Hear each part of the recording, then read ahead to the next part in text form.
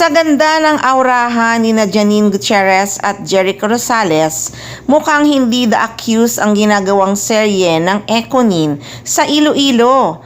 Kasama pa nga si Yen Santos ha, nakaka-excite tuloy ang seryeng ito. Alam niyo ba guys, inspirado talaga si Jericho Rosales na gumawa ng serye kasama si Janine Gutierrez. Baka nga last na niya itong gumawa ng serye na pagsasamahan nila ng aktres. Mapagbigyan lang talaga ang mga fans na nabitin nga sa seryeng Lavender Fields. Hindi naman kasi kaila sa mga fans na sinabi talaga ni Jericho Rosales na ayaw na nga niyang gumawa ng teleserye. Gusto kasi talaga ng aktor na mag-focus sa paggawa ng pelikula at mag-produce at maging direktor. At ang balita pa nga, si Jericho Rosales ang producer ng teleseryeng ginagawa nila ngayon ni Janine Gutierrez na tinitaping nga sa Iloilo. Yun talagang pangarap niya. At sure yun, kasama niya si Janine Gutierrez sa mga pangarap niya.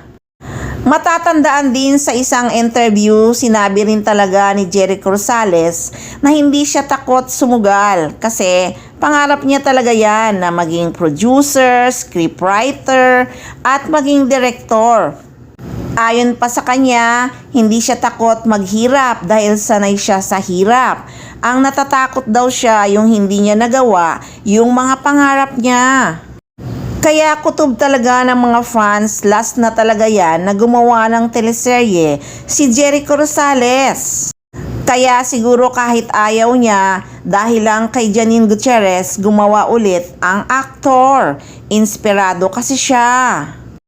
At dahil na rin siguro sa suporta niya sa karir ni Janine Gutierrez, kaya nagbalik teleserye ang aktor. Kaya nga diba, binitbit daw talaga ni Jericho Rosales sa kanyang management team si Janine Gutierrez. Suportado niya kasi ang mga pangarap ng aktres. At kung sakali nga na mag-focus si Jericho Rosales na mag-director at mag-produce, ay siguradong kasama niya si Janine Gutierrez sa kanyang mga pangarap.